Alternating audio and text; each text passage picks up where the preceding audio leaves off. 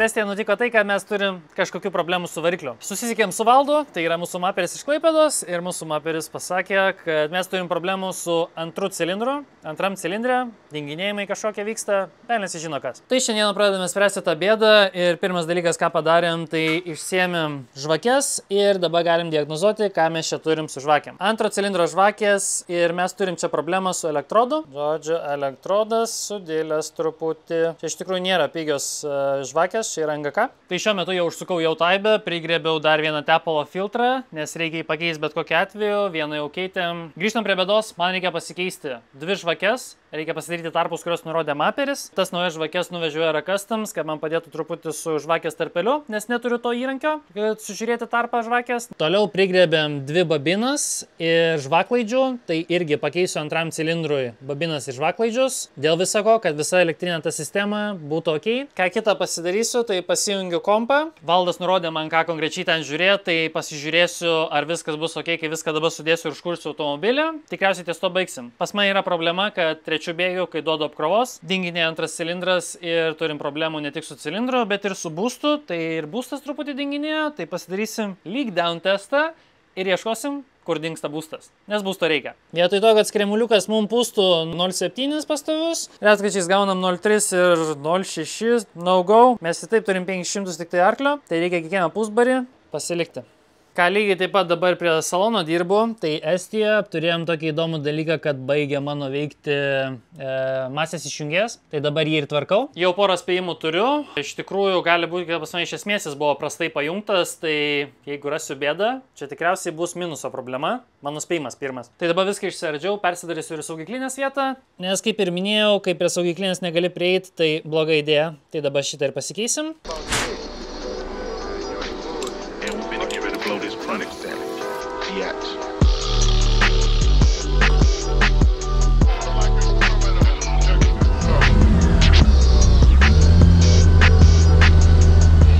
Variklis susikūrė, darbą pasižiūrėjau cilindrų, tai kol kas kaip ir su šitų cilindrų išspręsta, bet nusprendžiau, kad reikės perėti visas žvakės pasižiūrėti, ar ir kitose žvakėse elektrodai nepasibaigė. Tai žodžiu, darau maintenance. Buvo užsukta į Lemoną, čia viskas, ko man reikės, kad pasidaryti veikiantį masės išjungėją. Dėkui Andriui Poškai, nes atsiuntė schemą, kaip turėtų būti pajungtas masės išjungėjas ir pas mane. Tikriausiai reiktų pradėti nuo to, kad visi projektai yra kažkiek neišdirbti, nes pasiros išorinis mygtukas pas mane kaip ir niekada gaunas, kad neveikia. Gal pradžioj veikia, tik nežinau irgi kokiu principu. Tai prasivedžiosiu gražiai laidus ir užsiemu dabar to, kad masės išjungėją tvarkingai pasidaryti, nes Estijoje jis neveikia. Nes šiuo metu veikia tik tai vidinis mygtukas, bet ne išorinis. Tai savo saugumui ir kad automobilis vėlgi reglamentą vis geriau atitiktų visose šalyse, tai supratau, kad ypač Estijoje žiūrėjo pakankamai rimtai. Tai jokių dalių, kurios neveikia, geriausia nepalikti, to labiau elektra. Čia yra rimtas dalykas. O dabar žinau, kad atrodo keistai, bet to mes čia viską pasidarysim su laidų pjovimais, perdarimais, žodžiu, realiais statymais ir taip toliau. Žodžiu, kimba iškart į darbus, tai dabar mano tikslas ir yra pasistatyti relę, sujungti laidus, kad rodytų ir kairę ir dešinę bako pusę. Epizoduose jau ne vieną kartą minėjau tokią programėlę kaip Car One ir Car One appsas gali padėti jums nusiplauti automobilį pigiau. Atsidarom savo appsą, spaudžiam paslaugos ir pasirenkam plovyklą. Išsirenkam artimiausią H2O plovyklą ir tada jau atvažiavę vietą nuskanuojame QR kodą. Skanuojam QR kodą, kuris yra čia ir turime jau papildytus kreditus, tiesiog telefono pagalba. Padarysim bylą gražią.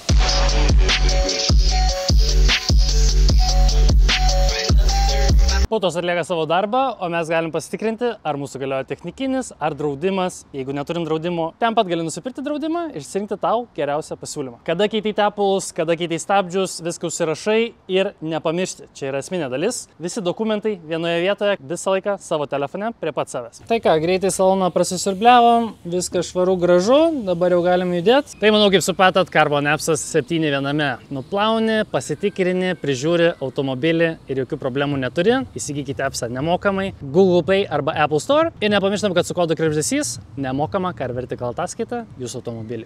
Eilinė diena garaže, bet ne eilinė diena pas Era Customs. Čia matom įdomią relikviją, kurią irgi užsiema Era Customs. Tai kiek supratau, Čirba sugalvojo savo, čia jeigu neklystų, pirmas ar kažkelintas automobilis, su kuriuo jis ten pradėjo važiuoti, tai E30 Čirbas. 3 litrais, kiek supratau, ir lots of fun Matsurija nusimato. O lengvas automobilis plus 170 kW, reiškia labai daug potencialo. Aišku, galinė važiuoklė tiltas, bet ką jau padarysim. O mes šiandien atvažiavom čia, pasidaryti labai paprastą darbą, bet labai reikalingą, tai paskutinėse varžybose turėjau problemą. Pradėjo klibėti galinę važiuoklę, todėl nusipirkom iš autoaibės 2 girždukus, 2 įvorės ir reikės perpresuoti. Perpresavimui atvažiavom čia. Originaliai įvorė ir prieš ją įdedant ją reikia iš pirmo suspaust ir tada įpresot, bet Eimantas sakė, čia bus labai smagu tai daryti. Žodžiu, bandom šitus naujus pasidėti. Ne, dar manau, jeigu taip sutepus, gal jau dingtų tas klibėjimas.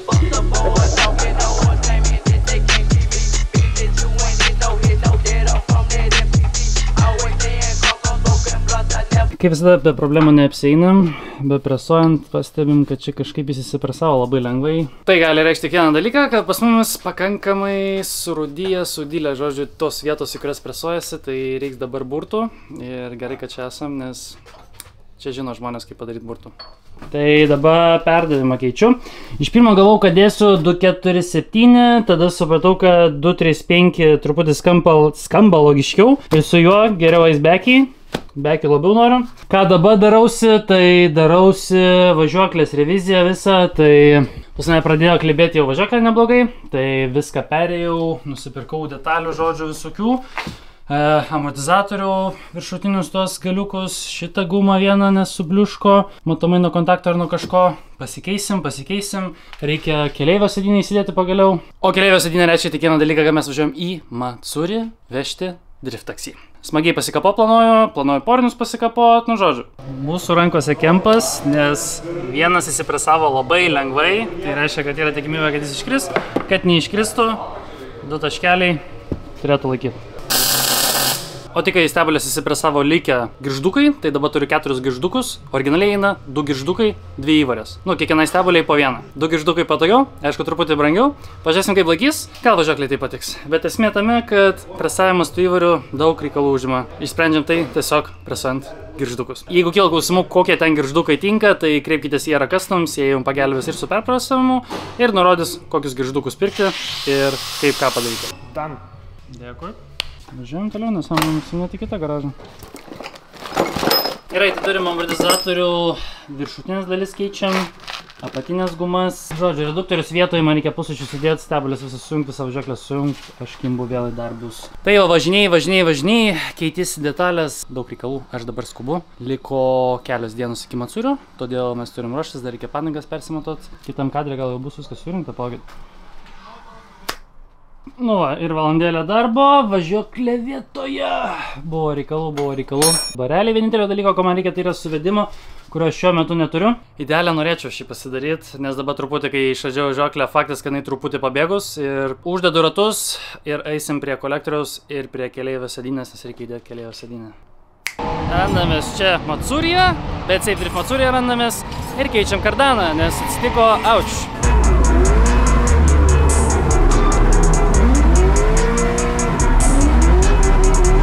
Yra žmonės, kurie nedalyvauja varžybose, dėl to važiuoja truputį keiščiau trasoj. Dėl to porinio neįmanoma suvažiuoti, nes jis nenuspėjamas.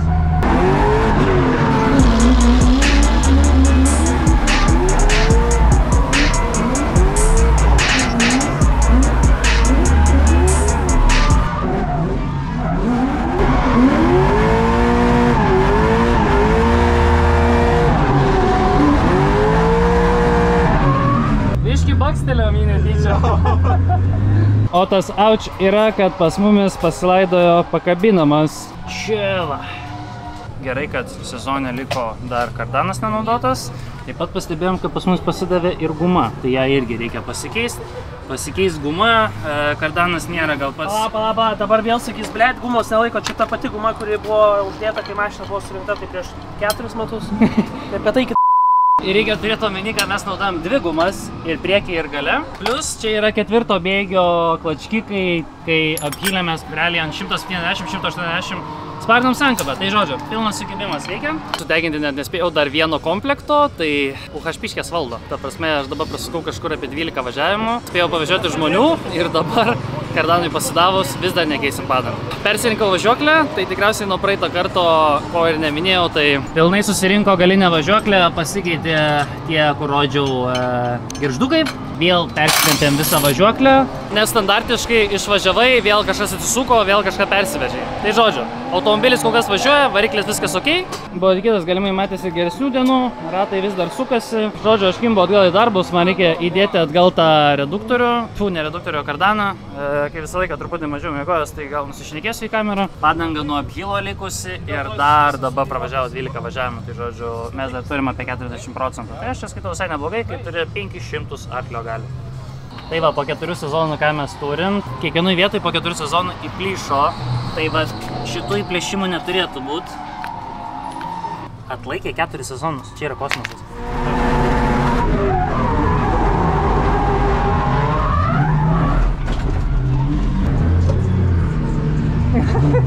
Va, čia yra čempionato driveriai. Įsivaizduok, susisuko 4 čempo driveriai, nei vieno kontakto. Lyg dėl to, kad čia yra eilinė diena ofise. Bet va, gera idėja buvo bišį tarpuką pasilaikyti. Labai gera idėja buvo. Turėk omeny, kad važiavimo metu į kairę į dešinę biškį tave pakratys, bet viskas gerai bus. Aš kaip ir minėjau, saugiai važiuosiu, kad viskas būtų gerai.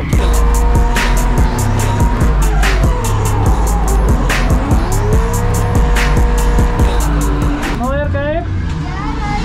Patinka garsas?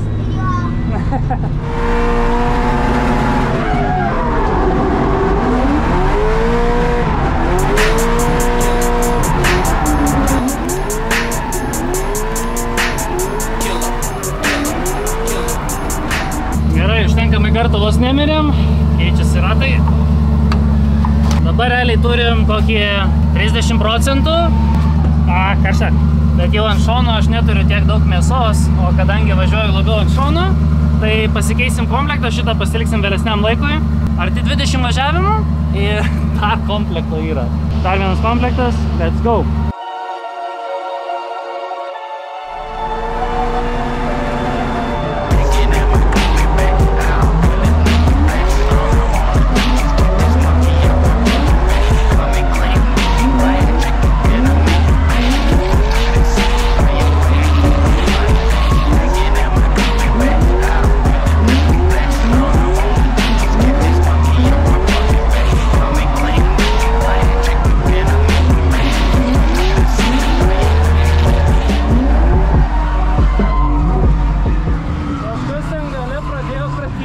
Labai nemaloniai.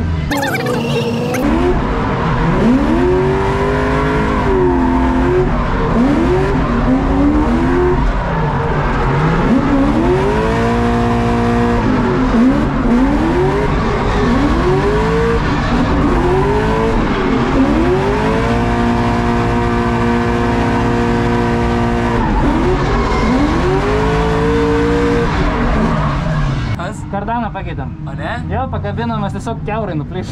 Kaip tau? Variklė pagalbės yra tokios būklės, kad man turba daužosi džimbėjų. Su diržais spaudžiam variklę pagalbę, kad jinai neklibėtų taip baisiai.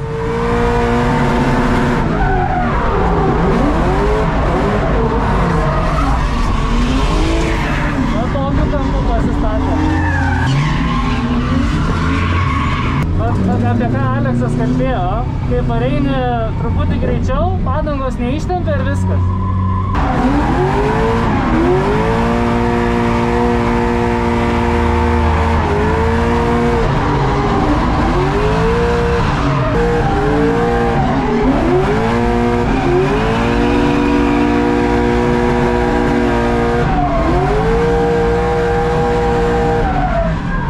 Ne, aš tik pajaučiu, kad mašina vis dar sulūžus.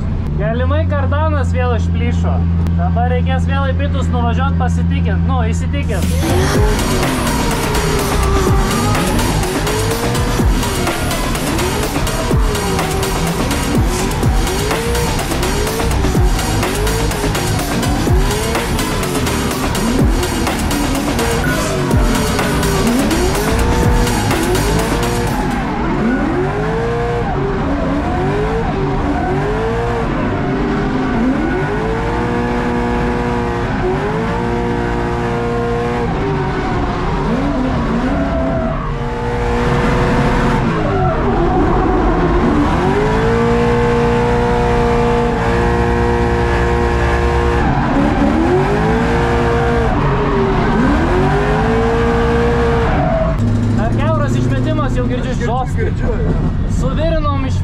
metimo koliką, matomai vėl skilo.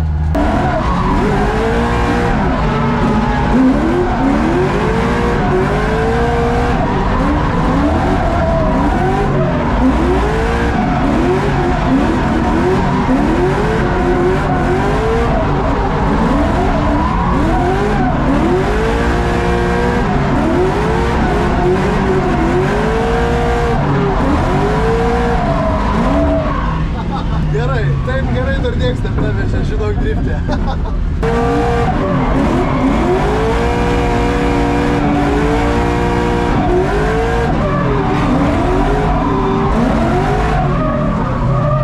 Tai trumpa pertraukėlė įvyko, mašina dar laikosi, buvo atsisukę variklio pagalvę, žodžiu, tai tą sutvarkėm. Žiauriai daug dalykų buvo šiandieną, tai mažai filmavau, mažai kalbėjau, kardaną pakeitėm, kaip ir minėjau, tada visą važiuoklę teko persižiūrėti, nes random atsisukinėjo varžtai, ta visai, po sezono, tai kaip ir suprantama. Tai dabar dar liko 2 žmonės, man patiko Macuris, aš jau žiauriai pavargęs, tai labai daug emocijų neturiu, bet dėkui visiems, kurie atėjot, nusipirkot merčą, turėjom lipdukų ir maikučių, tai dėkui labai, nes viskas eis link sandėlio ir E9 tvarkymo, tai mes einam toliau. Turint omeny, kad čia 500 arklių, tai čia yra kosmosas. Aš nusipirkau irgi sėstingai, bet ir nebesulekiu.